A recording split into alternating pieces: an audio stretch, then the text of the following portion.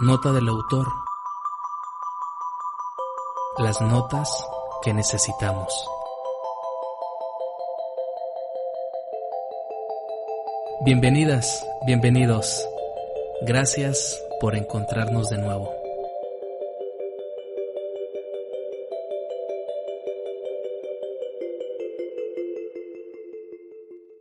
Bien, les damos la bienvenida a esta segunda parte del día miércoles, segundo día de licenciaturas en esta Semana Cultural 2021. Damos la bienvenida en este momento al doctor Jaime Gómez, quien nos acompaña ahorita para esta segunda parte, y también nos acompaña la licenciada Marichuy Estrada, quien estará llevando esta interesante charla aquí, acompañándonos también con el maestro Jaime. Sean bienvenidos los dos. Les damos la bienvenida a los que nos ven a través de la transmisión. Arrancamos con esta segunda parte, con la conferencia titulada Cerebro Plástico. Gracias. Bueno, antes de comenzar, me permito leer el currículum del doctor Jaime Gómez Castañeda, quien tiene un sitio web donde lo podemos encontrar como jaimegomezcastañeda.com. Su formación académica tiene la licenciatura en Psicología por el Instituto de Estudios Superiores de Autlán, una maestría en Terapia Gestal por el Instituto de Terapia Gestal Región Occidente y un doctorado en Ciencias del Acompañamiento Humano por el Instituto Quintú. Sus obras publicadas son Cerebro Plástico, una ruta al alto rendimiento, 2021, Relatos del consultorio, abordajes desde la terapia gestal, 2021, Colección de cuentos de suspenso, La casa de abajo, en 2021, Salud mental del personal de salud Jalisco en la pandemia COVID-19, un acercamiento, 2021. Tiene los siguientes diplomados: formación docente, teoría y práctica pedagógico en los niveles medio superior, IESA, competencias docentes en el nivel medio superior, investigación educativa y trabajo colegiado por la Universidad de Guadalajara, formación de profesores en lectura y redacción nivel básico en la Universidad de Guadalajara, herramientas para el desarrollo humano por el Sindicato Nacional de Trabajadores de la Salud Jalisco, y tanatología integral la está cursando actualmente. Tiene certificados y formador, certificado en competencias docentes por CEP ANUIS, certificado en tutoría virtual por la Organización de los Estados Americanos, formador docente por el Sistema de Educación Media Superior, capacitador reconocido por el CONALEP y maestro de los siguientes diplomados: desarrollo de habilidades en la intervención clínica, un estilo, varios modelos, herramientas para el desarrollo humano. Sus principales roles desempeñados son docente en educación media superior y superior, tutor presencial y virtual, función directiva, director de bachillerato y oficial mayor administrativo, capacitador de empresas, planta docente, ponente nacional e internacional, investigador. Bienvenido, doctor, y es un gusto que haya aceptado la invitación de estar aquí con este excelente tema para nosotros. Muchas gracias, Marichuy, y muchas gracias a todos y todas las que están ahorita y los que están conectados a través de este medio digital. La verdad es un gusto y es un placer.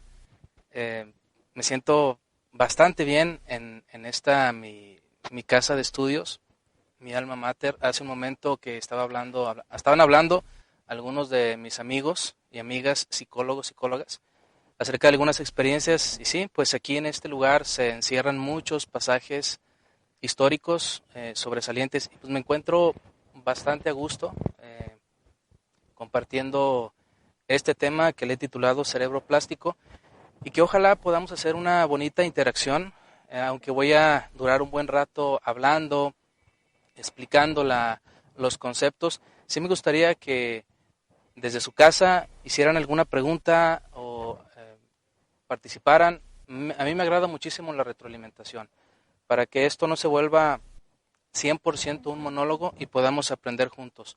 Nuestros cerebros a partir de ahorita empiezan a conectarse, empiezan a fusionarse. Los cerebros se conectan unos a otros a través de los conceptos de nuestro lenguaje no verbal y de nuestro lenguaje paraverbal, pero sobre todo a través de esta línea tan delgada que son los conceptos y que a veces hacen que veamos a la otra persona como un mundo aparte. Entonces les invito a que en este rato que vamos a estar ahí, hagan sus preguntas, anótenlas, porque al final, quizás en medio, todavía no lo sé muy bien, podamos hacer una interacción para llevarnos más aprendizaje. Entiendo que aquí en esta ponencia está puro estudiante o gente del área de la psicología, ¿verdad? Están de todas las licenciaturas, incluso el público en general que también nos está viendo. Muy bien, pues aunque está muy dirigido, los conceptos que voy a compartir están muy aterrizados al contexto de la formación psicológica. Yo creo que lo que diga también servirá como una especie de herramienta o algo importante para las personas que no son afines a este campo profesional. Pues sin más, quiero aprovechar el tiempo al máximo porque sé que más tardecito hay un evento artístico. Igual pues se va a llevar a cabo en otra sede, pero sí quiero acelerar. Sí. Muy bien, pues aquí en la primera presentación, en la primera diapositiva o la primera imagen que ustedes tienen enfrente, pues es el título, Cerebro Plástico. Cuando me invitaron a dar esta presentación hace algunos días, me dijeron que los alumnos y las alumnas me habían propuesto y que querían que les hablara de mi libro, Cerebro Plástico. Específicamente no voy a hablarles del libro. Voy a mencionar algunos conceptos que vienen en este libro, que es un libro de divulgación científica, adecuado para entenderse fácilmente, con muchas recomendaciones para llevar nuestro cerebro al alto rendimiento, pero prefiero que lo adquieran, prefiero que lo lean y lo digieran. Solamente voy a centrarme, como lo dije, en algunos de los conceptos claves de este libro, que está sustentado en la neuroplasticidad, y que no solamente por ser un libro de divulgación científica, no solamente cito investigaciones hechas por neurocientíficos importantes a nivel mundial, sino que también en este libro está mi experiencia. Vamos a encontrar ahí de dónde surge el título de Cerebro Plástico, y nos vamos a dar cuenta que es de un proyecto que llevé a cabo en la Escuela Preparatoria Regional de Autlán con algunos estudiantes. Entonces eso me da la libertad de poner mi experiencia como investigador en este libro y también reforzarla con descubrimientos recientes de la neurociencia. Entonces el subtítulo de esta presentación es El regreso de la psicología científica. Para los que estudian psicología, en la historia de la psicología todos nos podemos dar cuenta que el inicio de la psicología, después de que se desliga de la filosofía, después de que quiere hacer su camino independiente, porque a finales del siglo XIX, cuando muchas ciencias empezaron a desarrollarse, la psicología, así lo interpreto yo, ya no quiso estar en el campo de la filosofía, porque durante mucho tiempo se creyó que la psicología era filosofía, se confundía. Entonces la psicología se desliga de la filosofía y quiere hacer ciencia, quiere llevar experimentos al laboratorio y dar ese salto científico, me refiero como científico a la investigación cuantitativa que estaban teniendo otras ciencias. Entonces, camina del lado de este paradigma científico. Recordemos que en la ciencia hay dos paradigmas muy fuertes para hacer la investigación, que es el cuantitativo y el cualitativo. Después, a lo largo de la historia de la psicología, pues surgen otros enfoques que hicieron a un lado el paradigma cuantitativo, es decir, dejaron de ver al ser humano como un animal y en vez de llevarlo al laboratorio, lo llevaron al encuentro interpersonal. Entonces surge el psicoanálisis como un paradigma, como un enfoque de estudio de casos. Entonces, habiendo esta distinción, dejándola en claro, nos vamos a dar cuenta que el primer paso importante que tuvo la psicología en su historia fue volverse científica, y a esta psicología se le llamó psicología científica. Adelantito, empezando el siglo XX, recordemos que surge Sigmund Freud y su psicoanálisis, y él hace otro tipo de psicología. De esa no vamos a hablar, pero vamos a citar algunas cosas que tienen relación con la psicología científica. Bien, pues en esa diapositiva que estamos viendo anterior es lo de la portada y el contenido de este libro. No voy a hablar en su totalidad de él, como ya lo repetí, solamente voy a tomar algunos aspectos. Ahora sí pasamos a la siguiente diapositiva. El objetivo de esta plática, de esta ponencia, como le queramos mencionar, es analizar algunas tesis neurocientíficas actuales o algunos axiomas neurocientíficos actuales para contrastarlos con paradigmas psicológicos tradicionales. Hoy, en pleno siglo XXI, estamos en una era del descubrimiento o en un auge de los descubrimientos del cerebro. Entonces, eso nos tiene que decir mucho a los que estamos estudiando psicología, a los que estamos estudiando algún posgrado relacionado con esto, y tenemos que tomarlo en cuenta. Entonces, me propongo en este rato que vamos a estarnos viendo, vamos a estar platicando, cómo algunos descubrimientos neurocientíficos están cuestionando severamente paradigmas psicológicos tradicionales, como el psicoanálisis, el conductismo, la terapia cognitivo-conductual, la terapia sistémica familiar, la inteligencia emocional, etc. Hay que tomar en cuenta los descubrimientos de la neurociencia y hay que ponerlos en contraste con el resto de paradigmas psicológicos que han surgido a partir de la psicología científica. Recordemos que uno de los precursores de la psicología científica fue el ruso, el fisiólogo Iván Petrovich Pavlov.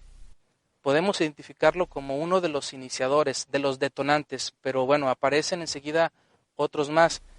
Luego, como ya lo mencioné, a principios del siglo XXI, Sigmund Freud, con su psicoanálisis, se fundó este sistema cuando se publica en 1900, se me va la fecha correcta, la interpretación de los sueños. Es cuando ya se dice que existe este paradigma. Bueno, en esa diapositiva estamos viendo un círculo que dice neurociencia y algunos de los paradigmas importantes con los cuales se analiza el comportamiento de una persona. El contenido, ustedes pueden darse cuenta que es algo extenso. Voy a tratar de resumirlo e ir de manera ágil. Vamos a hablar en breves minutos, vamos a hacer un recorrido de la historia paradigmática de la psicología, tocando algunos de los enfoques más sobresalientes desde 1900 hasta este siglo, y luego los vamos a poner en contraste con descubrimientos neurocientíficos. 2, vamos a hablar del marco teórico neurocientífico. Voy a decirles en qué me respaldo, en qué neurocientíficos actuales, modernos, me respaldo, para decirles que tenemos que leerlos y tenemos que llevar sus hallazgos a nuestro consultorio.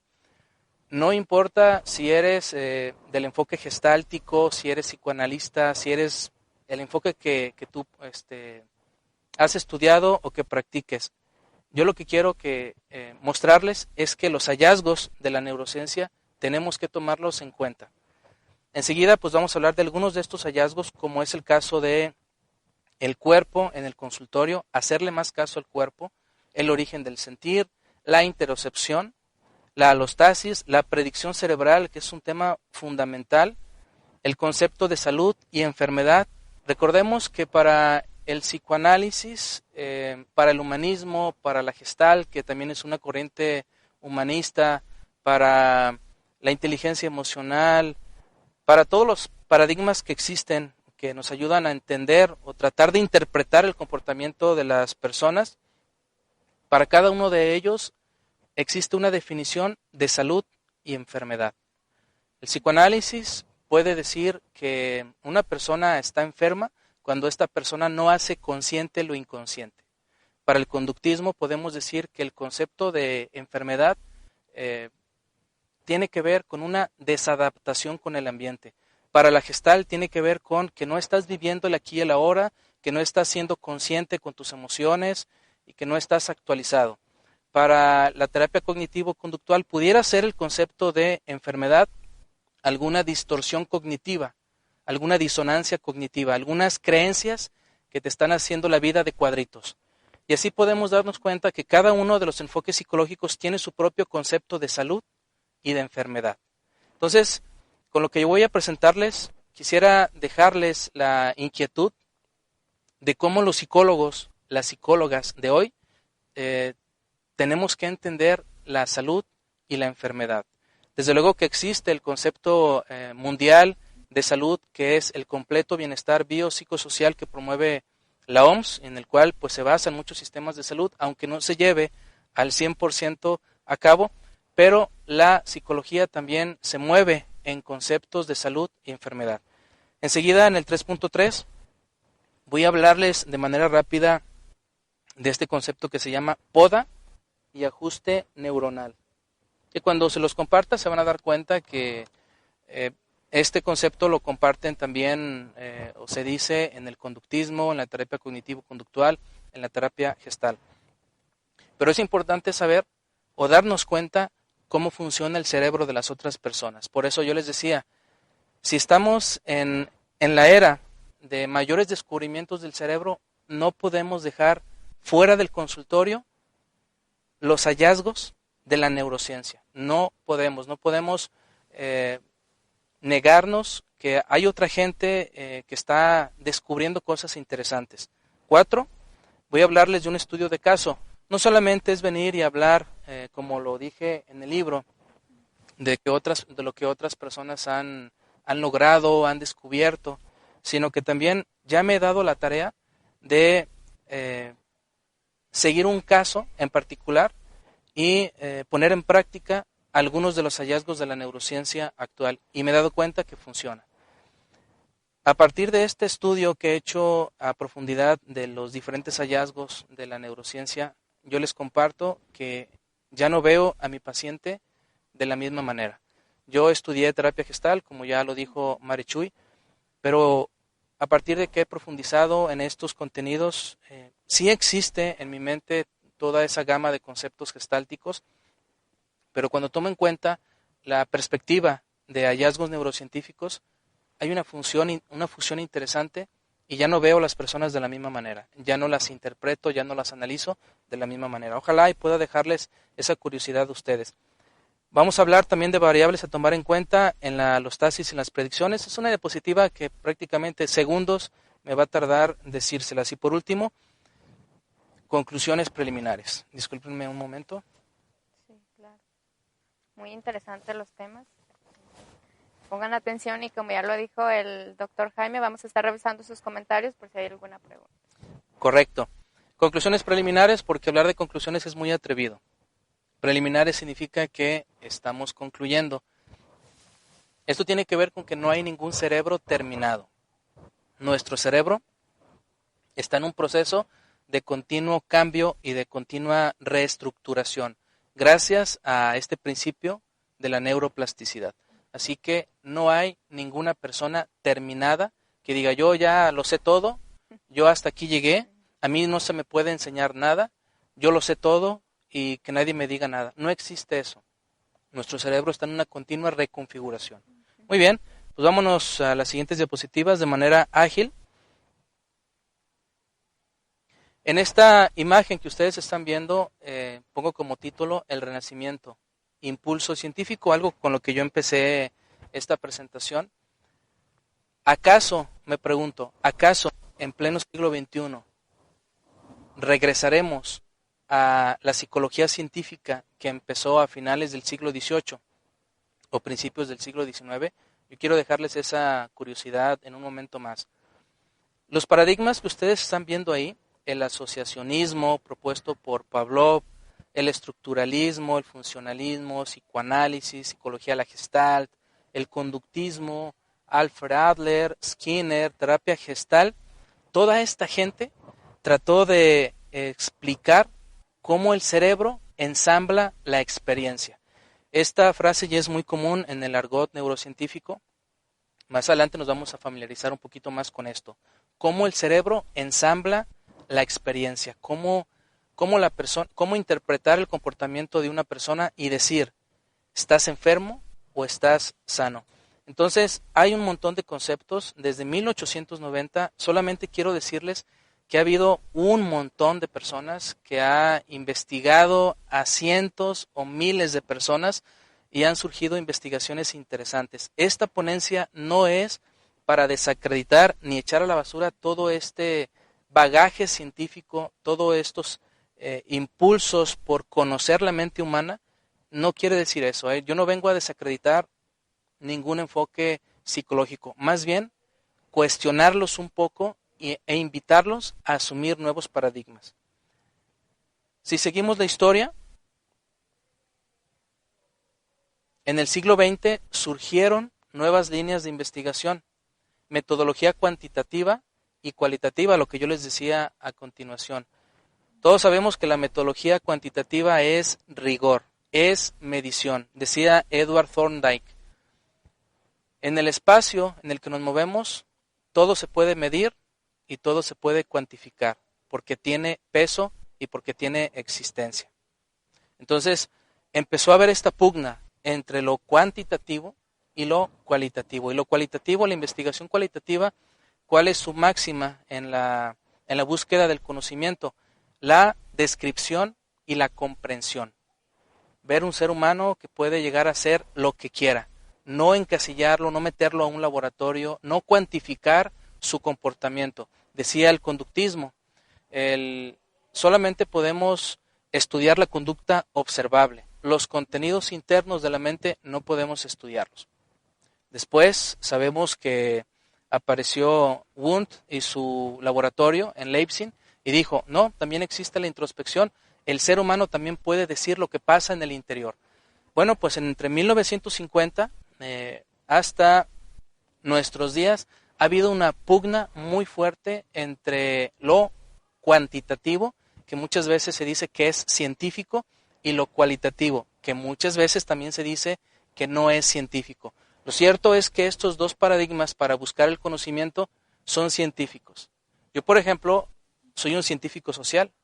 Al estudiar un doctorado, automáticamente ya eres un científico, ¿sí? Los que estudiaron física son científicos bajo el paradigma cuantitativo. Entonces, en esta diapositiva seguimos cuestionándonos cómo el cerebro ensambla la experiencia. Y ahí tenemos el recorrido de los postfreudianos, Karen Horney, Jung, Viktor Frankl. Y si ustedes se dan cuenta, muchos de estos trabajaron con estudios de caso.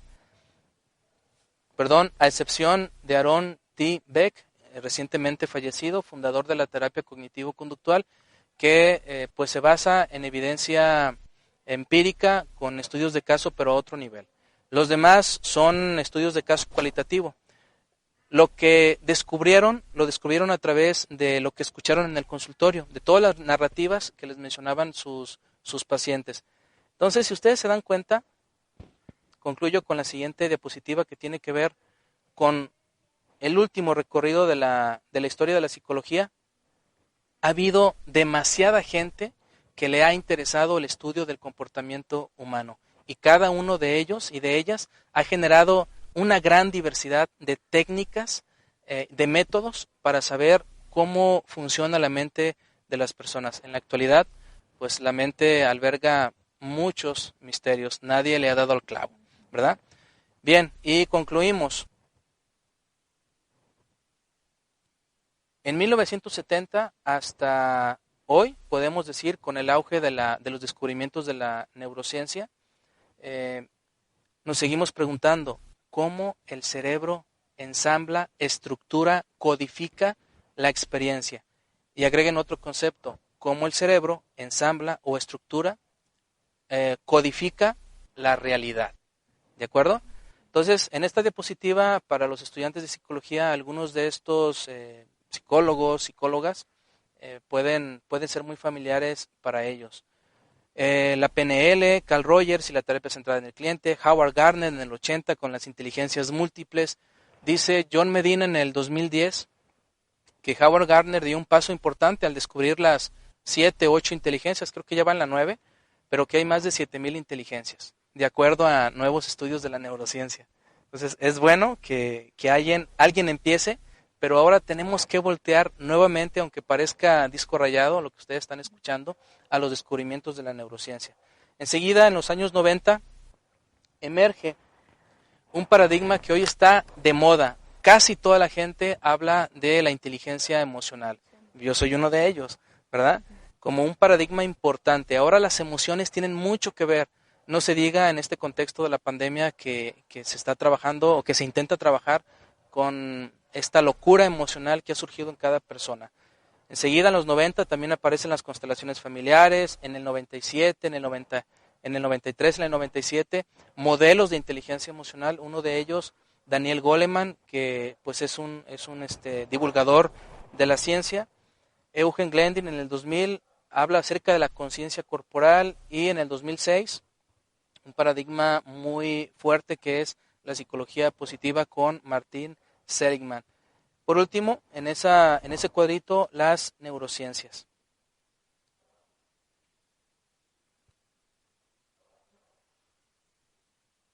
Bien, en esta imagen, ¿en qué me voy a basar? ¿Cuál es mi marco teórico para pues respaldar lo que yo les voy a platicar? Está la neurocientífica Lisa Feldman Barrett, que en 2019 escribe este libro que se llama La vida secreta del cerebro. Les recomiendo leerlo, por favor, porque se van a impresionar. En este libro se derriban muchos mitos y se cuestiona un montón de paradigmas psicológicos. ¿Por qué los cuestiona esta neurocientífica? Por lo que encontró en sus descubrimientos a partir del análisis del cerebro. Las neurociencias, este es el marco teórico más fuerte, pues no solamente hay neurociencias de todo tipo, la neurobiología, la psicobiología, la neurociencia cognitiva, la biología molecular y las que están ahí. Entre una de ellas, la neurociencia de las emociones. Este libro que les acabo de mencionar es Neurociencia de las Emociones, para que estén al día y sepan la frontera o lo último que se sabe en cuanto a inteligencia emocional, y ya no se dejen llevar por falsos profetas, diríamos, o por mitos ahí ya difundidos, que todavía hay muchos mitos alrededor. Bien, estos descubrimientos neurocientíficos atraen viejos temas que ha tratado la psicología y promueven un desafío frontal contra ellos. Otro neurocientífico en el que me estoy basando en esta presentación es Antonio Damasio, un portugués, vive en Estados Unidos, y voy a citar algunos de sus libros. Al comienzo del siglo XXI, este filósofo norcoreano Byung-Chul Han dijo que en el siglo XXI ya no nos iban a exterminar las enfermedades biológicas o bacteriológicas, virulentas, quiero decir, sino que este siglo XXI iba a ser dominado por las enfermedades neuronales, síndrome de desgaste ocupacional, trastorno obsesivo compulsivo, estrés postraumático y esta gama de enfermedades que generan una degeneración neuronal impresionante. Por lo tanto, el auge de las neurociencias pues se ha enfocado mucho a descubrir tecnología y a través de esa tecnología analizar el cerebro. ¿Cuáles son algunos de los temas abordados por la neurociencia actual? El paralelismo psicofísico, la relación mente y cuerpo, que a la fecha ya está resuelta, cuando siglos anteriores era un problema, que mente y cuerpo iban de manera paralela y que no había fusión. Hoy se sabe, hoy nos vamos a dar cuenta que hay una interconexión que ya no puede dejarse atrás ni podemos estar jugando con ella, de que mente es una cosa y que cuerpo en otra. Ya no podemos seguir con ese mito. Las neurociencias han atraído el tema de las emociones, la mente, la conciencia, el libre albedrío. Nos vamos a dar cuenta hoy si realmente los seres humanos tenemos libre decisión. Increíble descubrimiento les voy a compartir. También otro tema interesante que ha traído las neurociencias es la nutrición y el cerebro, los cromosomas y la conducta, abordado de manera muy específica con este libro que se llama La solución de los telómeros, por las ganadoras del Premio Nobel en Medicina en 2009, Elizabeth Blackburn y Elisa Epel, que tienen que ver nuestras emociones, nuestra conducta con nuestros cromosomas. Se los dejo de tarea, lean ese libro y les va a cambiar mucho la perspectiva de cómo nosotros vemos a las personas. También las neurociencias han aceptado, han atraído el tema de las creencias y los conceptos. Ojo para la terapia cognitivo-conductual. El tema de la metacognición y el concepto de inteligencia. Recordemos que el concepto de inteligencia es viejísimo. No sé si ustedes recuerden el famoso mito del cociente o coeficiente intelectual. Todavía mucha gente cree en eso, pero los recientes descubrimientos de la neurociencia nos han dicho que ya dejemos atrás ese mito. En este libro se menciona algo respecto. Sepultemos, por favor, el concepto del cociente intelectual. Todavía hace unos días yo veía en YouTube un video de este personaje López Dóriga que entrevistaba a un abogado hablando de cómo el cociente intelectual a nivel mundial había caído algún porcentaje y el tipo que estaba hablando de esto estaba alarmado, que las tablets, que los celulares, que la tecnología, que nos ha hecho que el cociente intelectual del mundo esté bajando. ¿Ya? Se me hace interesante cómo a la fecha, ese video no tiene mucho que salió, algunos 5 o 6 meses, se me hace interesante que personas que se atrevan a hablar de estas cifras estén tomando en cuenta este viejo concepto que ya está en el olvido. Nos vamos a dar cuenta entonces que el concepto de inteligencia ha cambiado y que tiene mucho que ver con cómo funciona nuestro cuerpo, ¿sí? Los seres humanos, según Lisa Feldman Barrett, a los seres humanos su objetivo principal para el cuerpo humano, quiero decir, o mejor dicho, para el cerebro, el objetivo principal del cerebro es la supervivencia. No es saber qué tan inteligentes, racionalmente, verbalmente podemos ser, es nuestra supervivencia. Muy bien, primer hallazgo de las neurociencias que quiero compartirles, algunos de los mitos que ya están superados. Por ejemplo, el mito de que hay emociones universales. Probablemente algunos de ustedes que me están escuchando no van a estar a favor mío o van a estar así como que incómodos, se van a empezar a mover y van a decir, ¿cómo es posible que Jaime esté diciendo eso? Si hay emociones universales, el asco, el miedo, la ira, lo he leído en 1000 libros. Bueno, yo les invito a leer la teoría, este libro de Lisa Feldman Barrett, 2019, La vida secreta del cerebro, y se van a dar cuenta que la variación es la norma. La variación, un concepto que lo mencionó Charles Darwin en el libro El origen de las especies, que es retomado por las neurociencias, y nos dice entonces que no nacemos específicamente con emociones, sino que el cerebro va construyendo las emociones. Otro mito que ha sido superado es el cerebro triuno o el cerebro trino. Esto de que el cerebro reptiliano, que la amígdala, que el neocórtex, muy divulgado por Carl Sagan, que en mi tiempo era uno de mis científicos favoritos, leí 3, 4 libros de él, pero que ahora en la actualidad con los recientes descubrimientos, pues tengo que darle una vuelta al pasado y decir que eso ya es obsoleto. No hay 3 cerebros. Para reforzar la idea, junto con este libro que les he comentado de La vida secreta del cerebro, también les comparto el reciente libro de Lisa Feldman Barrett, esta neurocientífica canadiense. En este año publica el libro 7 lecciones y media del cerebro, donde podemos encontrar una explicación mucho más digerible del por qué estos 3 cerebros es un mito y debemos de dejarlo en el pasado. Otro de los mitos que se quedan atrás es el cerebro, que el cerebro es un almacén. Lo voy a guardar en mi memoria, ¿sí? Mi memoria a largo plazo, mediano plazo y quién sabe cuántas cosas, eso no existe. Hay un principio en nuestro cerebro que se llama degeneración, donde nuestras neuronas se agrupan y se desagrupan. No hay neuronas específicas para almacenar. Hay estudios, hay investigaciones muy interesantes que nos dicen de cómo la neuroplasticidad ha deshecho este mito arcaico. Cuando una persona tiene un accidente y el cerebro se le extirpa una parte de su cerebro, la neurodegeneración actúa y el otro hemisferio trata de reestructurar el cerebro para que las funciones perdidas se vuelvan a rehabilitar. Pero se necesita estimulación cerebral. Y este libro, Cerebro Plástico, habla de cómo poder estimular nuestro cerebro para llevarlo a un alto rendimiento. Comportamiento racional, ya se los dije, hay un cambio de perspectiva acerca de lo que es racional y lo que no es racional. Espero tener tiempo para platicárselos. Otro de los mitos que tenemos que dejar atrás es lo del hemisferio derecho y el hemisferio izquierdo. El hemisferio derecho, la racionalización, el hemisferio izquierdo, la intuición, las emociones. ¿Recuerdan ese romanticismo cuando lo hemos estudiado, lo hemos leído, cuando fuimos estudiantes, quiero decir, o lo hemos leído en algunos libros, de que hay que hacer estimulación, que la mano derecha estimula el hemisferio izquierdo, la razón, y que eres más hemisferio derecho, eres más hemisferio izquierdo? Por favor, con calma, denle vuelta a la página, eso ya tenemos que dejarlo atrás, hay que leer. También tenemos que dejar atrás los estilos de aprendizaje. Esta onda que se puso de moda en los años 70 con la PNL, Grinder, creo que es uno de los fundadores de la PNL, que nos decía que hay estilos de aprendizaje y hay canales de representación visual, auditivo, kinestésico, gusto y olfato. Dejemos de un lado, el cerebro es complejo y funciona como un todo.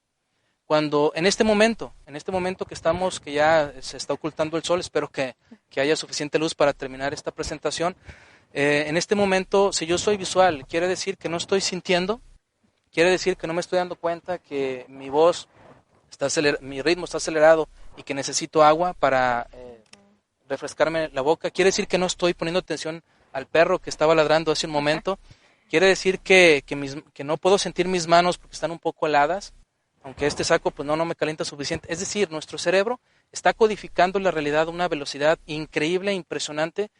¿Y qué quiere decir? Que como soy visual solamente tengo que estar viendo al productor que está enfrente de mí o lo que está aquí. Cuando besamos a una persona, cuando besamos a nuestra pareja, nada más ponemos atención en la boca. No, soy visual. Entonces no estoy sintiendo lo que está pasando en mi boca con todas las sensaciones que me genera el besar a una persona con mis labios. No, soy visual, o sea, prefiero estarte viendo que estar sintiendo. Nuestro cerebro está codificando la realidad de una manera compleja. Mientras más sentidos, mientras seamos más conscientes e integremos todos los sentidos, nuestro cerebro funciona a niveles sorprendentes. Teoría de la emoción construida es otro de los es otro de los paradigmas que les invito a leer en el libro de la vida secreta del cerebro de la neurocientífica Lisa Feldman Barrett. Aquí se nos dice que la variación es la norma, que no hay un solo tipo de miedo. Yo puedo tener un miedo específico a los alacranes, pero mi cerebro creó esa emoción de miedo a través de un proceso específico. Tú puedes decir, yo también le tengo miedo a los alacranes, pero tu historia es muy diferente. ¿Cuántas veces no hemos escuchado en la familia que dicen, los hijos son como los dedos de la mano? Todos son diferentes. ¿Pero por qué? Si es el mismo papá, la misma mamá.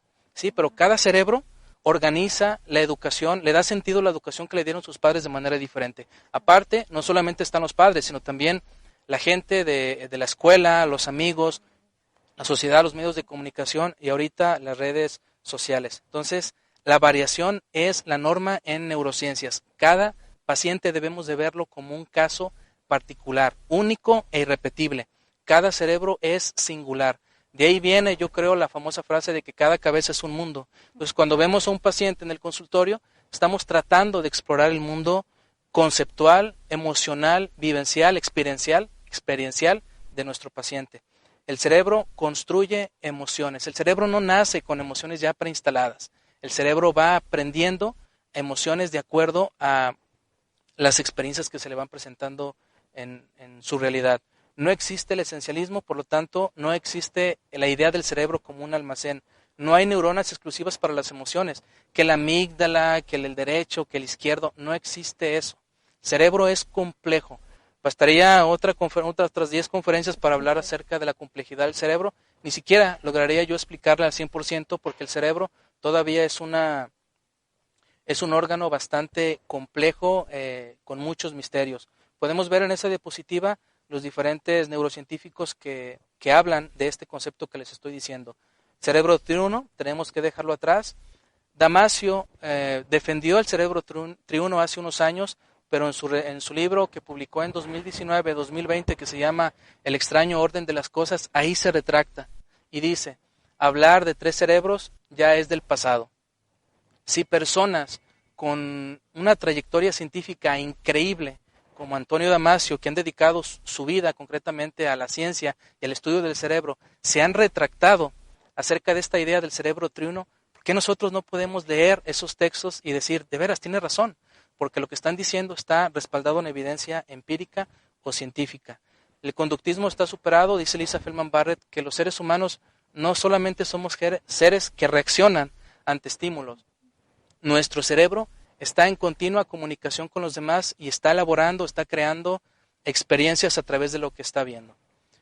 Nuevo concepto de racionalidad. Este nuevo concepto del coeficiente intelectual, aunque ya no me gustaría utilizarlo, el nuevo concepto de racionalidad tiene que ver con la gestión del presupuesto corporal, del cual voy a hablar a continuación. Creo que es algo muy interesante. Muy bien, pues esto, lo que viene a continuación, considero que es el cuerpo de lo que voy a hablarles, el fundamento principal, aunque pues he hablado de muchos conceptos de esta presentación.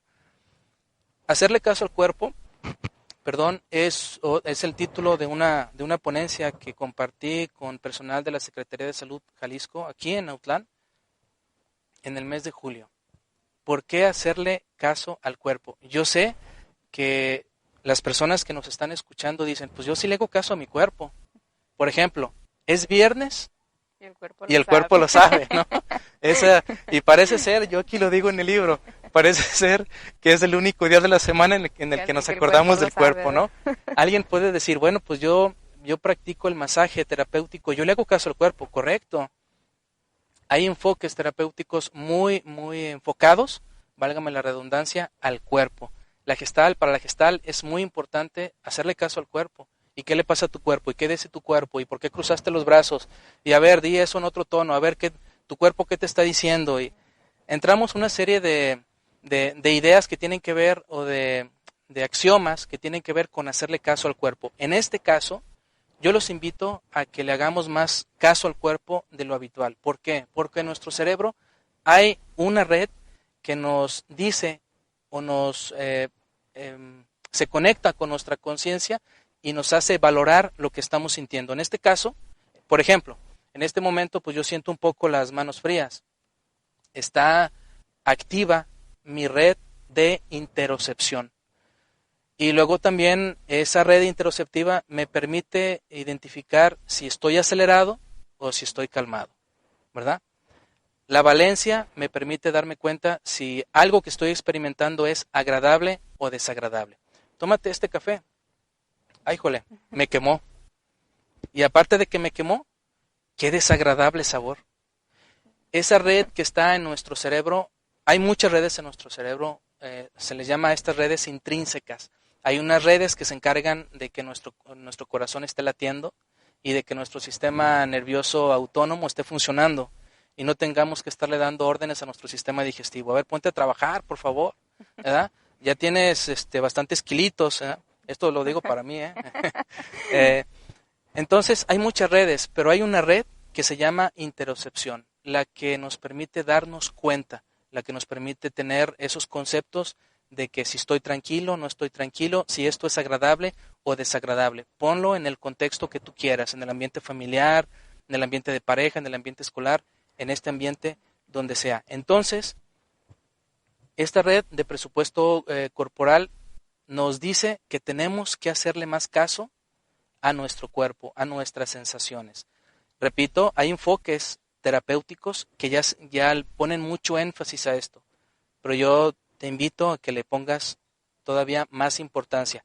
Esta red de interocepción, hasta viene de dentro, esta red interoceptiva nos permite gestionar un presupuesto corporal, y esto se llama alostasis. Y al gestionar un proceso de presupuestación corporal, nuestro cerebro predice lo que va a ocurrir. Puede resultar esto un juego de palabras bastante confuso, pero es bastante sencillo. En la mañana nosotros nos levantamos y ¿cómo nos sentimos? ¿Cómo nos sentimos? Corporalmente, fisiológicamente y emocionalmente. Indiscutiblemente, si tuviste pesadillas, no te vas a levantar así como que, vamos, la motivación, eres un campeón, eres el éxito. No, probablemente te levantes con un estado distinto, tus emociones revolcadas porque tuviste alguna pesadilla o traes pendientes de la escuela, del trabajo, no sé. Tu estado emocional está diferente y tu cuerpo está distinto. Hay personas que se levantan fatigadas y dicen, ocupo un café, ocupo galletas, ocupo pan. Estoy seguro que más de alguno de ustedes les ha ocurrido eso. A mí me ocurre muy frecuentemente.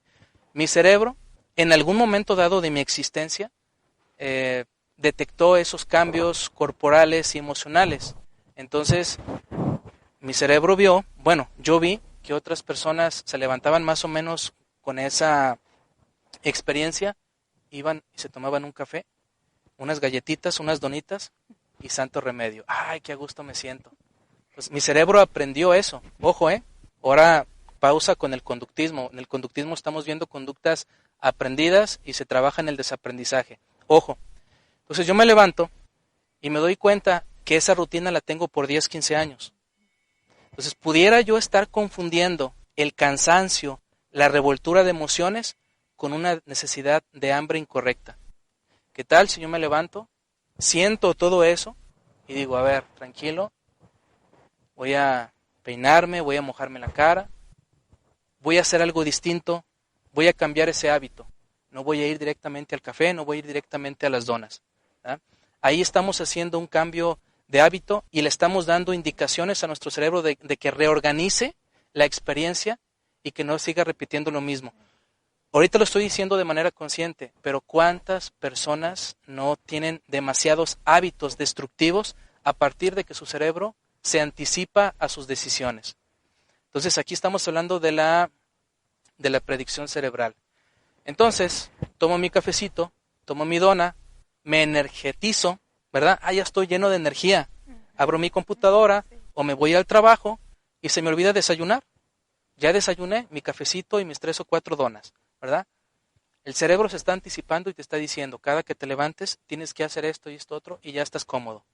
Es una predicción incorrecta.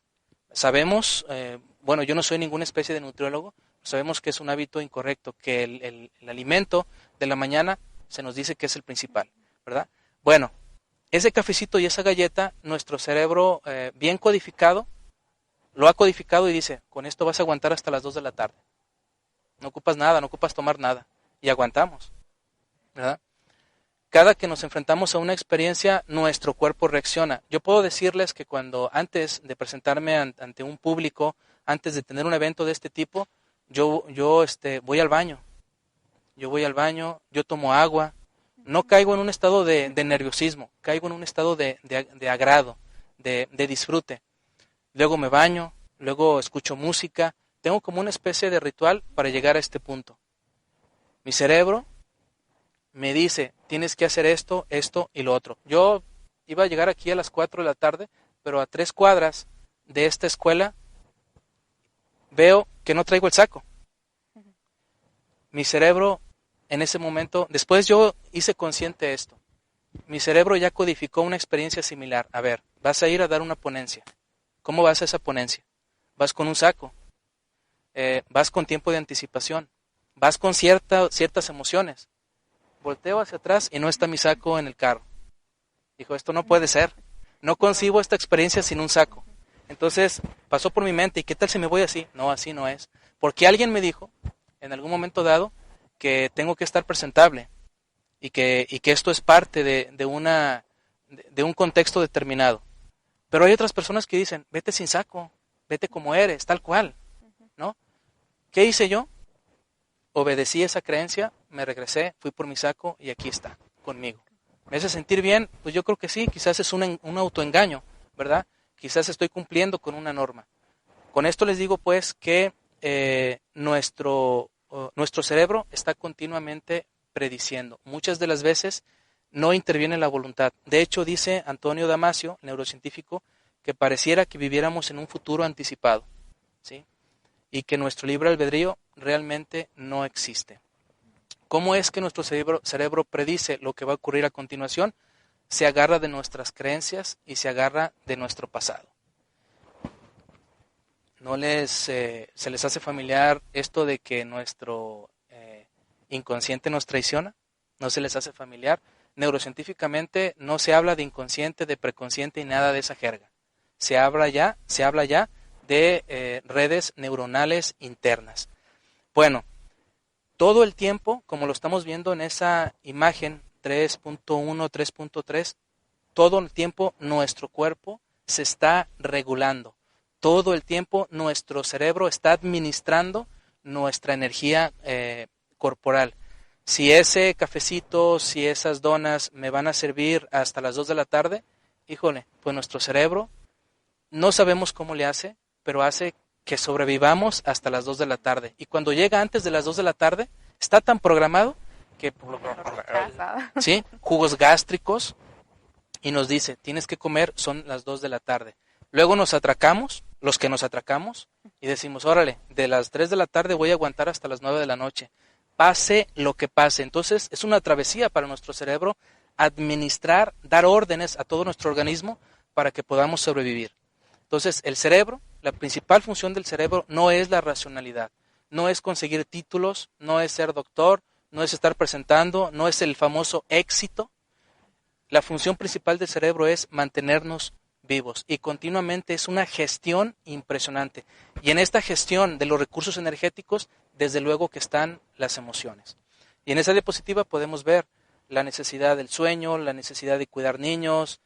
Hay que tomar en cuenta algo muy interesante. Para que nuestro cuerpo se regule y sobreviva, también los demás tienen una función interesante. Recuerden lo que les dije al principio. Vamos a hacer una comunicación cerebral. Estoy seguro que algunos de ustedes o algunas de ustedes, con lo que he dicho, ha habido un cambio en su organismo. Cuando vienen nuestros pacientes a nuestra consulta, de repente algunos dicen, caray, Jaime, ya me siento mejor, ¿verdad? ¿No les ha pasado que cuando van con el médico o con la médica al ISSSTE, a algún organismo, a la institución de estas, ven al doctor y, ay, como que ya me siento bien? Y luego, si el doctor o la doctora nos trata de una manera tan amable y tan agradable, ¿a poco usted no se siente a gusto, no se siente mejor? Se acaba la sesión terapéutica y le decimos a nuestro paciente, ¿cómo se siente? Ay, pues ya, como que me quité varios kilos de encima. Me siento muy bien, me siento muy a gusto. No es magia. Cuando el lenguaje ayuda a regular el presupuesto corporal de las personas. A tal grado de que si la persona iba afligida, iba ansiedad, el sentirse escuchada y el que el terapeuta le dé algunas recomendaciones o le ponga a hacer algunos ejercicios, es un alivio increíble para nuestro paciente. Entonces, un descubrimiento interesante, las palabras regulan el estado de ánimo de las personas. No es nuevo esto, creo que todos lo hemos experimentado. Un abrazo es genial, es buenísimo para regular toda nuestra fisiología y nuestras emociones, ¿verdad? Entonces, hablemos de otra manera con las personas que nos rodeamos y nos vamos a dar cuenta que podemos regular el estado de salud de las personas. ¿Quién de ustedes, amigos y amigas que nos ven, no tiene en su casa fotografías? Cuando eran niños, cuando eran niñas, o inclusive en su trabajo. Aquí tengo la foto de mi familia, aquí tengo la foto de no sé quién, o aquí tengo un cuadro que, ay, qué inspirador, me lo regaló fulano de tal. Y lo vemos, y nomás de verlo, nos hace recordar eso, y nuestro estado corporal, aunque no lo notemos tan espectacular, ya cambió, ¿sí? Entonces todos estos estímulos, de alguna manera, en nuestro cerebro hay algo y hace que lo regulemos. Bueno, pues ya nos está llegando la noche. ¿Cuánto tiempo tenemos? Nos queda. Y hay algunas preguntitas por aquí también. A ver, una preguntita. Sí, hay mucho que compartir. Estamos en la diapositiva 3.1.4. Dice, en la actualidad suena mucho el término neurodiverso. ¿Cuál es su postura ante la neurodiversidad? Es cierto.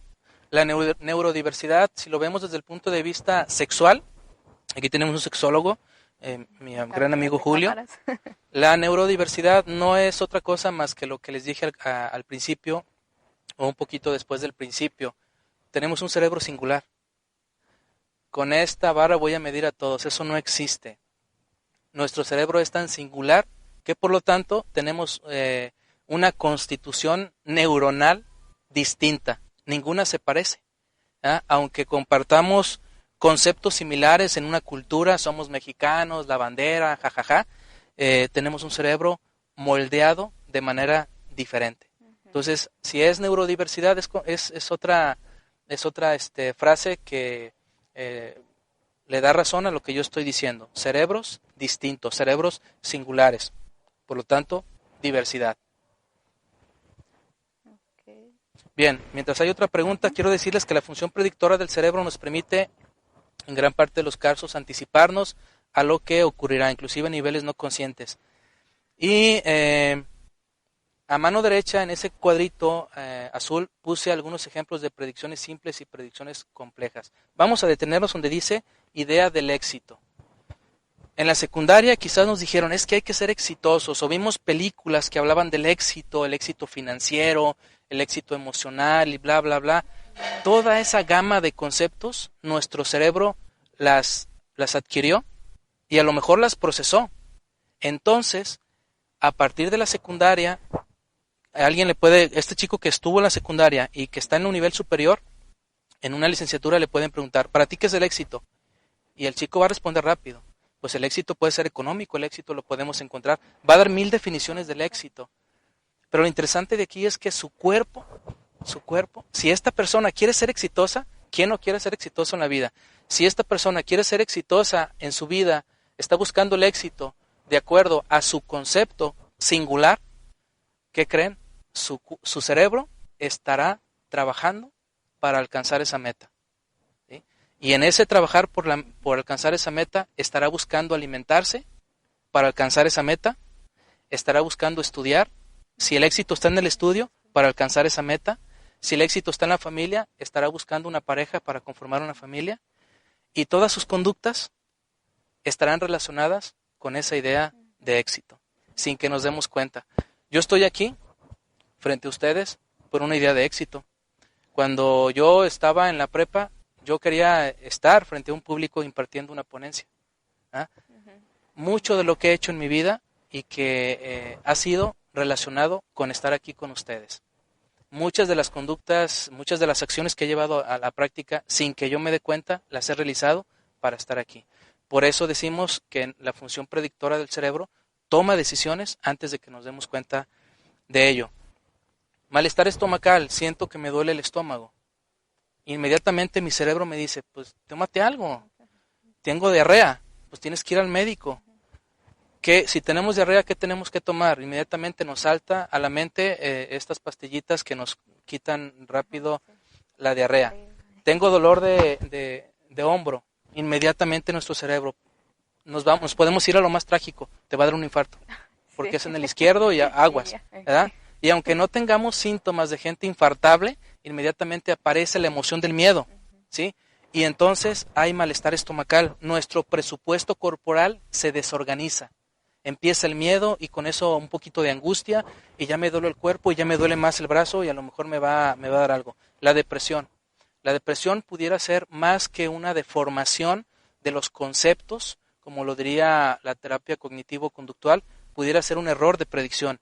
No quiero ahondar mucho porque es un rollo hablar de esto. El estrés postraumático. El estrés postraumático, todos sabemos que se da cuando vivimos un trauma o una experiencia complicada. Tuve un paciente que estuve a punto de irse al voladero en la cima de acá ¿cómo se llama? De la cumbre. Estuvo a nada. Vino conmigo y me dijo, Jaime, no puedo dormir. Ya no puedo subirme a un carro. No puedo subirme a la moto. ¿Qué me está pasando? Le digo, pues tienes síntomas de estrés postraumático.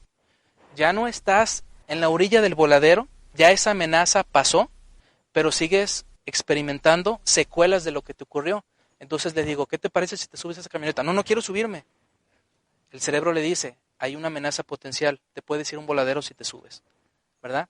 El estrés postraumático puede ser un error de predicción. Vemos amenazas donde no las hay.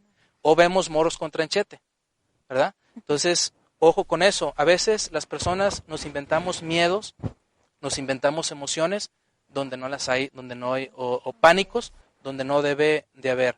¿Cuántas personas han tenido estos episodios de pánico infernales y creen que van a morir? Quizás alguna vez escucharon, si te da un episodio de pánico, estás al borde de la muerte. Es una falsa creencia que nuestro cerebro ha ensamblado. Por eso al principio, cuando hablaba de la historia de la psicología, les decía, toda esta gente, desde 1800 hasta la fecha, se ha preocupado en saber cómo el cerebro codifica la experiencia del humano, ¿verdad? Bueno, hay muchas cosas, no quiero ahondar sobre esto, podríamos tardarnos bastante tiempo. Más. A ver, otra preguntita, ¿viene? A ver, déjame ver.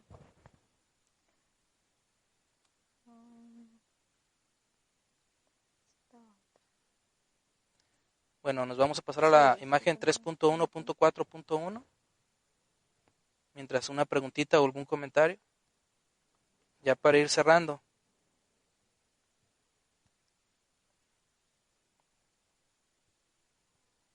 Espero que hayan puesto atención porque voy a regalar un libro. Hoy ando de buenas. De hecho, están preguntando que dónde pueden conseguir su libro. Mi libro lo pueden conseguir conmigo. ¿Sí?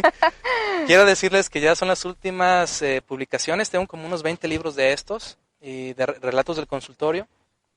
Se acaba mi camino por la publicación independiente y en unos meses más voy a albergar mis libros en un sello editorial de Guadalajara y pues van a estar distribuidos en otras librerías importantes del país. Entonces se acaba este romanticismo de la publicación independiente, entonces tienen un valor sentimental e histórico. Conmigo les voy a dejar mi número de celular, me mandan un WhatsApp y con gusto se los firmo. Okay. ¿Hay alguna otra pregunta? No, parece. ¿No? Bien, vamos concluyendo para que ya no se haga pesado esto. En esta imagen que dice intentando saber cómo predice el cerebro, es un gran atrevimiento. Los que nos dedicamos a la psicología, realmente es un reto, es una osadía, es una travesía, no sé cómo llamarle, el saber cómo nuestro cerebro ha codificado la realidad. Comprender a una persona, entender cómo su cerebro funciona, es una travesía. Y para eso han existido, aunque sea redundante, un sinnúmero de enfoques psicológicos. Nuestro cerebro adquirió la complejidad hace muchos millones de años. Y es un cerebro rico en recursos cartográficos. Tenemos nuestros 5 sentidos que ensamblan la realidad. Hay una red interna en nuestro cerebro, una de tantas que les he dicho. Una es la interocepción y otra es la red cerebral por defecto. Esta red cerebral por defecto debemos de hacerle mucho caso. ¿Han escuchado ustedes hablar de la famosa intuición o que las mujeres tienen ese otro sentido por ahí extraño? Sí. Bueno, podríamos decir que la red cerebral por defecto es esa parte intuitiva.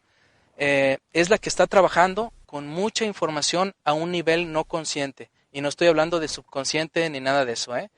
Esta red cerebral por defecto es la que se encarga de ensamblar todo un aprendizaje multisensorial. ¿Sí?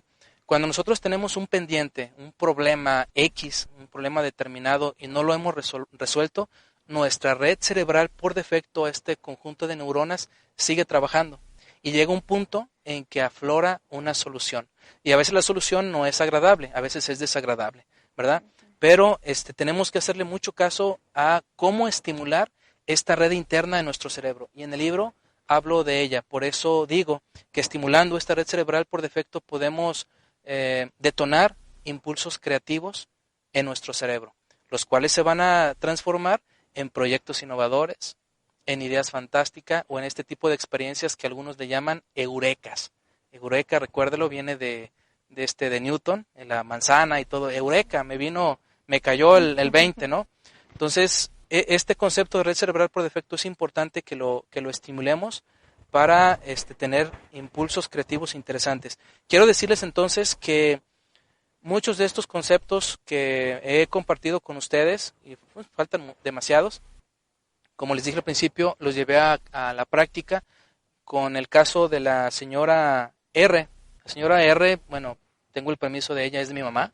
Fue intervenida quirúrgicamente hace unos meses y ella, les platico el caso de manera muy rápida, tengo el permiso, pues se quiebra la cadera, ella es diabética, ella tiene problemas digestivos y más la cirugía, se le vino el mundo encima, se le vino muchas emociones, podemos tildarlas de negativas, y era un desorden total.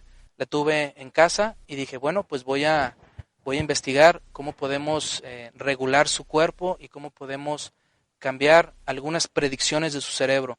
Ella venía de un estilo de alimentación bastante desordenado, lo cual le provocaba diarreas constantes. Ella no podía salir a un mandado si no iba protegida porque no sabía en qué momento su organismo le iba a decir, aquí hay diarrea. Entonces, imagínense esa experiencia tan terrorífica de no ir a ningún lado a disfrutar, porque su cuerpo le iba a decir, órale, malestar estomacal, dolor de cabeza y en este momento diarrea. Imagínate la incomodidad infernal. Bueno, ella llegó a mi casa y dije, está en un lugar seguro. Yo le controlé la alimentación. Afortunadamente cocino. Le mejoré su alimentación. Empecé a trabajar con ella algunas técnicas de imaginación, de conciencia corporal, de cambio de conceptos, porque ella llegó a casa y llegó con todos esos problemas, más la rehabilitación que se le estaba dando para poder caminar mejor. La conclusión de este estudio de caso que hice con ella es que funcionó. Junto con mi hermano, que es médico, que se le estuvo administrando una buena alimentación en su casa. Mi mamá estuvo conmigo, luego iba con ella aquí en Autlán, nos la estuvimos intercambiando. No les alargo el cuento, después de 2 meses aproximadamente y medio, se acabaron los trastornos digestivos, ¿sí? Su cerebro ya no vio amenazas. ¿Por qué ya no vio amenazas? Porque su alimentación se controló al extremo, a las horas indicadas, lo que tenía que alimentarse, medicamento controlado para su diabetes y estimulación psicológica a través de algunas técnicas neuropsicológicas, gestálticas, conciencia corporal. De esto podríamos hablar enseguida en otro momento, en otro episodio con más calma para decirles cómo trabajé con ella. Fin del tratamiento, a gusto, sin ningún problema digestivo, sin ningún miedo a que se le viniera todos esos malestares, y vive una vida a gusto, controlada, sin el pánico de decir, me va a llegar todo esto y ahí quiero un baño aquí. Casi ella quería andar con un baño. Con un baño aquí al lado. Exacto. Entonces, no les hago el cuento más largo. Ella tiene ya 15 días que anda en una peregrinación en Europa. Mira, qué padre. ¿Qué más prueba podemos tener de una persona que se ha rehabilitado? Porque una persona con aquellos miedos viejos, superados, ahora está disfrutando en un continente distinto, donde no hay seguridad. O sea, ella está en un lugar donde no nos tiene a nosotros. Ella es de Unión de Tula, vive con mi hermano mayor, y está en un ambiente seguro. Pero ahora que está afuera, no ha tenido ningún problema de esa índole. Entonces, creo que los conceptos neurocientíficos funcionan. Creo que ver a nuestro paciente desde otra perspectiva, o tratar de entender su cerebro, tratar de entender la funcionalidad de su cerebro desde otra perspectiva, puede ayudar, sin descartar, nuevamente digo, los enfoques anteriores que todos pues son útiles. Creo que se nos ha agotado el tiempo, ¿verdad? Sí. Hay otras diapositivas de otros casos que quisiera compartirles, solamente me voy a ir a las conclusiones, no me llevo 3 minutos, por favor, para ya cerrar. Porque también aquí la escuela nos la van a cerrar. Nos van a correr. Nos van a correr, sí. Nos vamos a las conclusiones ya, denme 3 minutos y le damos la palabra a 1 o 2 personas, ¿no? del público, a ver si quieren comentar algo.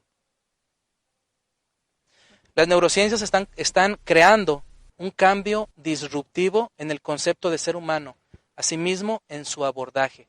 Un cambio disruptivo significa un cambio drástico. Por eso he insistido que nos acerquemos a la literatura neurocientífica e incorporemos todo ese bagaje de conceptos a nuestra práctica profesional. Si eres de un enfoque que no es gestáltico, que no es cognitivo-conductual, no importa. Las neurociencias creo que son amigables para incorporar una nueva perspectiva para interpretar el comportamiento humano. Acerquémonos a los descubrimientos neurocientíficos. Recordemos que el cerebro codifica la realidad de manera diferente. Hagamos un diálogo interdisciplinar. Los psicólogos no tenemos la verdad absoluta. Grabémonoslo muy bien. Tenemos que hacer equipo con otros enfoques para poder comprender la complejidad de un cerebro humano. Una conclusión que ya se dijo con anterioridad, reconocer la singularidad cerebral que tiene que ver con la diversidad neuronal, obviamente. La variación es la norma, cada cerebro es diferente. Siguiente conclusión, hacerle más caso a las emociones. Más caso a las emociones. Incrementemos nuestra inteligencia emocional. Creo que de eso podríamos hablar después. Hacerle más caso al cuerpo, ir a estos enfoques de conciencia corporal, hacer meditación, hacer mindfulness, yoga o cualquiera de estos enfoques que analizan las emociones y que te invitan a que hagas conciencia de todo tu cuerpo. La Gestalt, desde luego que está también ahí entre estos enfoques. Y última conclusión, mejorar nuestras habilidades de indagación. Ya también se dijo en el panel anterior que investiguemos, mejorar nuestra habilidad para investigar. El psicólogo o la psicóloga tienen que ser expertos en investigar, porque tenemos una persona con un cerebro complejo. Y ver a nuestros pacientes, pues, desde una óptica de estudio de caso. Ya la bibliografía, si quieren, se las comparto después. Ahorita, pues, me gustaría tener una intervención o dos para cerrar. Preguntas, ya no hay solo las de libros, si les quiere mencionar su número de teléfono. O sí. ¿Cómo pueden ganarse ese libro? El libro, mi número de teléfono 317-38-89-787. O vayan a mi sitio web, ahí está, jaimegomezcastaneda.com. Ahí están todos mis datos, mi número, mi WhatsApp, mis redes sociales, todo. Ahí visítenme, por favor. Visiten, escuchen los podcasts de desarrollo humano. Es un sitio dedicado 100% al desarrollo humano, a la escritura, a la creatividad, en fin. Ok, pues solo felicitaciones y muy excelente tema. Entonces, creo que ya con esto cerramos, doctor. Muchas gracias, muy interesante tema que da para mucho, pero pues el tiempo es poco. Entonces, el tiempo es poco. Ajá. Y pues... Esperemos luego volver a tener alguna. Muchísimas gracias, creo que ahí están dando gracias a Dios de que ya terminó. Muchísimas gracias, Jaime. En verdad que es un gusto para nuestra universidad tenerte con nosotros. Gracias. Sabemos que eres egresado de la primera generación. Tu nombre está en la placa ahí del edificio de medio. Y pues además es un orgullo el poder contar ya con un doctor egresado. Gracias. Que pues, por sus propios medios se ha abierto camino como un excelente terapeuta, sobre todo como una excelente persona y un gran amigo. Gracias. Sabes que esta es tu casa y pues a nombre de la universidad quisiera hacer entrega como decano de la carrera de este reconocimiento. En primer lugar, pues agradecerle también a Marichuy, que está con nosotros apoyándonos y se le hace entrega también a ella un reconocimiento para como coordinadora también de este evento. Gracias. Muchísimas gracias. Y también Semana Cultural 2021, entrega el siguiente reconocimiento al doctor Jaime Gómez Castañeda por la conferencia Cerebro Plástico dentro de la edición 2021 de nuestra Semana Cultural. Firma, presbítero licenciado Rafael Rico Jiménez, rector. Volveremos más fuerte, 24 de noviembre 2021. Bueno, pues antes del número, muchas gracias a la UNIVAC, antes Instituto de Estudios Superiores de Autlán. Sí, por siempre me siento en casa. Claro, siempre estoy feliz de estar aquí. Las veces que me inviten voy a venir con todo gusto porque la escuela pues me dio letras para comprender la psicología y de una manera pues me ha dado de comer. La psicología me ha dado de comer, sí, así de sencillo, no solamente a mí, ahora a mi familia. Entonces es una invitación para las personas que quieran estudiar también esta carrera aquí. El nivel lo hacemos nosotros, mucha gente quiere ver instalaciones de primer mundo, con alta tecnología, etcétera, pero si seguimos contando la historia de cómo inició esto, se dan cuenta que el nivel cada quien lo hace, la escuela pone su grano de arena, nos acompaña, pero si tú te haces guaje, pues no vas a llegar a nada, ¿verdad?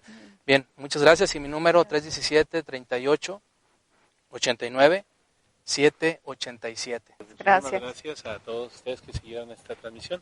Incluso piden la segunda parte, porque muchos de los alumnos estaban muy atentos y pues ya veremos cómo nos ponemos de acuerdo para brindar esa Claro que sí, hubo muchas diapositivas que se pasaron y muchos temas ahí en medio que meritan más diálogo. Con mucho gusto. El reconocer que los alumnos son los que te propusieron también y eso pues habla de la calidad y la calidez. Muchísimas gracias. Gracias por escucharnos. Hasta la próxima. Nota del autor.